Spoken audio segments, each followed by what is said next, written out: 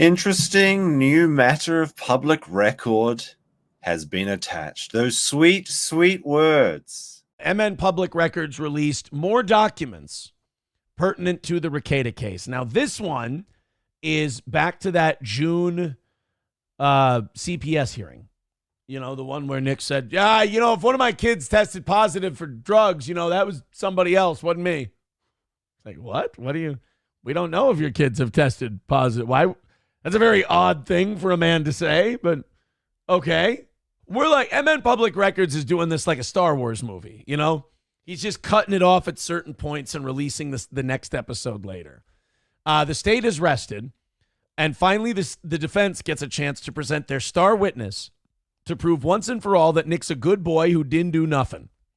Yes, notwithstanding a prior transcript's expressed concerns that both sets of grandparents were in the home the week before the removal, Grandpa Bob is here to assure everyone that he has never, ever seen any unsafe parenting by Nick. Now, he might be right there, because usually when Bob was in town, he never saw any parenting by Nick. Nick would unload those kids on Bob and Celeste when they got to town, and damn near if they didn't just throw them on off the plane to them as they left the airport. There's at least two things in here, because I've already read this. There's at least two things in here where it's going to make me uncomfortable, because Bob was always very nice to me. I like Bob. I did like Bob. And then I read this. There's two instances in here where I'm going to have to call him a liar, because I saw what he saw at the same time he saw it. And I know too much to just let this guy fucking bullshit, especially when again, it brings up that term affluenza. Let's not forget, we're not talking about some abstract concept here. We're talking about the safety and well-being of 5 children. And we're talking about a man who has a choice to tell the truth and protect 5 children, or lie so that his drug-addled child can get his 5 kids back. And I can appreciate that that's a tough spot for a father and grandfather to be in, while at the same time saying, you pulled a spineless fucking yellow-bellied chicken shit move here.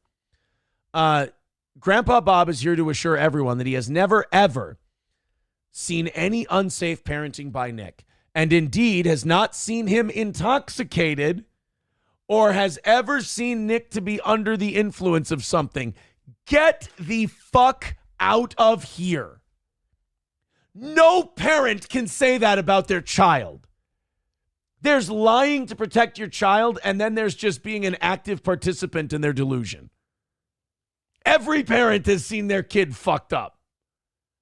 Whether it's at a family function, a grad party, like, that's a rite of passage. The first time your parents see you drunk and they catch you. That's a thing that we all go through. I've never, ever seen any unsafe parenting. I've never seen him intoxicated. I've never seen him under the influence of anything. Get fucked, dude. Were you an absentee father? Were you just not there? Never seen the kid with a drink in his hand. Don't know why his sink was full of fruit flies and whiskey glasses. I mean, you never saw him under the... Stop it. Stop it. If you've never seen Nick under the influence, you've never seen Nick. So that's a lie. Indeed, he has never even so much as witnessed any sort of subtle changes of personality in Nick or Kayla that gave rise to any sort of concern that something's wrong. You never saw any of his streams. Now, and Kiwi Farms, they were saying, and they're autistic enough to pull this, they were saying, Bob's been in Nick's chat before. Now, I don't know if that's true or not, but he's never seen one of Nick's streams where he's all fucked up. Okay. Well, I got to ask Bob a question then. How the hell did this fucking model citizen who's never even appeared to be a little bit tipsy, I mean, you've never seen the guy with a drink in his hand in your entire life, how did he end up with that white powder on his nose whacking off on stream, Bob? I mean, Bob, you and I got to sit down and get to the bottom of this. Something's going on here. Somebody's drugging your boy, Bob. On the other hand, maybe this is MNPublicRecords now. On the other hand, maybe there's just not much of a keen eye for those sorts of things, as he's apparently lived so sheltered in existence as to, quote, not know what someone who uses drugs looks like in the first place, such that he would need YouTube videos brushing up on what you and I might call basic common sense. Remember, the court said that maybe it would be a good idea if the grandparents watched some videos of what a fucked up person looks like, because these two apparently have their heads so far up their asses they can't see that these people are junkies. Maybe he's telling the truth and I mean, it's not a good look for you either way. I mean, either you're fucking stupid and you don't know what an intoxicated person looks like, or you're lying. I mean, to the point where in your fucking 60s, you need to watch a video on what an inebriated person looks like. Sweet Christ. Now, MNPublicRecords continues, but that Mr. Magoo routine seems less credible when considering his acknowledgement that he saw cocaine in person in his younger days, along with what a joint looks like, and a bong or needles being the sorts of paraphernalia to look for, only to backtrack to how, quote, a lot of this knowledge is pretty much from television as opposed to personal experience. Wait, which one is it? Have you seen cocaine and needles and shit like that and joints before? Or is your knowledge from television? Signs of drug use aside, at least he had no choice but to acknowledge messes of clothes in piles waiting to be washed, which apparently was such a problem that when anyone would stay at Bob's house for a couple of days, Bob can, quote, see the messiness proliferating from house to house like a virus spreading from host to host. That checks out, but don't worry, surely it will all be... Now, this was a big lie by Bob. This was a big fuck lie.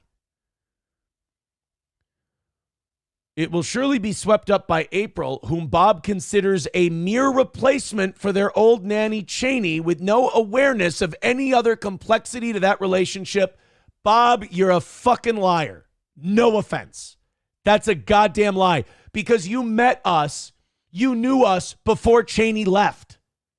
Bob, I was at your house when, now, I was this before Christmas or after Christmas, but the kids, you were going back to Florida. The kids were opening up their Christmas presents. I was there. We had dinner. We met. This was December, January at the latest. Cheney was still there. April and I were hanging out with your son and your daughter-in-law. So stop it with the fucking, she was the new nanny. Horse shit, Bob. Fucking horse shit. I was at your lake home. Cheney was still very much in the picture. We were introduced to you as, these are our friends, Aaron and April. So stop. You knew that when you were watching the kids, we were staying over at their house. We all went out. I took you out for fucking dinner, Bob. Did Cheney ever take you out for dinner? Was that the nanny relationship? I mean, at least April told me this is secondhand. Again, I'll tell you when I saw things myself. I'll tell you when I'm getting information secondhand. April told me she was in a fucking group text with you, Bob. So, I mean, maybe it was to arrange rides with the kids. Maybe that was a nanny type of thing. But, Bob, come on, man. Come on. The you meeting April and I timeline overlaps over the Cheney being their timeline. So that ain't going to work. You're lying for your kid, Bob. And, you know, this is what narcissists and addicts like Nick do, is they dirty up other people and they make them worse, because Bob's a better guy than this. I've only met him a handful of times, 5 or 6 times. But he's a better guy than this. He's not a liar. He seems like a jovial, decent dude. But he's covering up for the narcissist that has wrought havoc in his life in his golden years. And he's having to fucking cover. And maybe he deserves it for the way Nick was raised. I don't know. I wasn't there when he was being raised. No awareness to any other complexity to that relationship. Oh, man. Why didn't they call me for this? Like, I could have been there. If I would have known that people were just going to lie their fucking dicks off, I'd have said it straight. Looking to the future of a more supervisory role, Bob curiously thinks it's one thing if Nick and Kayla give a reasonable answer for drug paraphernalia being in plain view, and would only press the issue if the answer is unreasonable. There's no reasonable answer for drug paraphernalia being in clean view. What the fuck is that, Bob? Nick, why is there a snort tube there? Oh, I'm snorting cocaine. Well, that's a reasonable answer. I mean, snort tube, if there was a snort tube there and you said you were chopping cucumbers, that'd be weird. I might press you on that and ask you what that was. But yeah, that would be used for snorting cocaine. Or at least I've seen on the TV. Shucks. Does it feel good to make yourself be dumber than you actually are just to protect this horse shit? I agree with MNPublicRecords. He says, as though there's some non-dangerous scenario where he would not call it in. And child protection aside, he certainly doesn't want to speculate on whether or not he'd call law enforcement if things got out of hand. So he's clearly chosen protect my son over be honest and give these grandkids of yours a fighting chance. So he's just saying, whatever gets my son his kids back, I don't give a shit about anything else. MNPublicRecords continues, but don't worry yourselves, you pesky Scandinavian incel prudes, because Bob assures you that he's 100% certain that the grandchildren would be safe under his watchful eye. Dude, with some of the answers he'd given, if I was a judge, I don't know if I'd let this guy take care of the kids. I'd only call CPS if the drug paraphernalia was a danger to the children. There is no doubt in his mind that they are in absolutely no danger when in Nick and Kayla's care.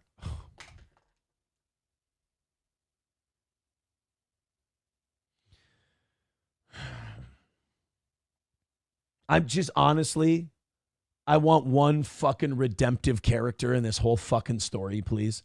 I just want one goddamn character in this whole story who's not a ball-washing piece of shit, lying cunt. I'd like one non-lying cunt to be in this story. Dude, I'm a fucking piece of shit who did terrible things. I ain't, I can't be anything good in this story other than a guy who's repenting. So, like, can somebody step in who wasn't a part of this foursome and not do something evil? Can somebody hold somebody fucking accountable in this? Because, Bob, if you don't hold these fucking grown babies accountable, this county in the state of Minnesota is going to. So, Public Records continues here. Yep, there is complete confidence in their ability to take care of their kids. Fuck. Despite what we've all seen. And in any event, reunification is utmost priority, whereas a healthy, good environment is right under that priority. First things first. Did he really say that? That's in quotes. Reunification is utmost priority. A healthy, good environment is right under that priority? Wow. Then MNPublicRecords ends it with, how about a show of hands if and when the time comes for Bob to bear witness to a relapse? Who thinks he will immediately do the right thing and report it to the county? And who thinks he'll be just as likely to give Nick a high five? He'll cover. I mean, as far as sweepers goes, I'm going to say that Nick's dad might have the biggest broom of the bunch.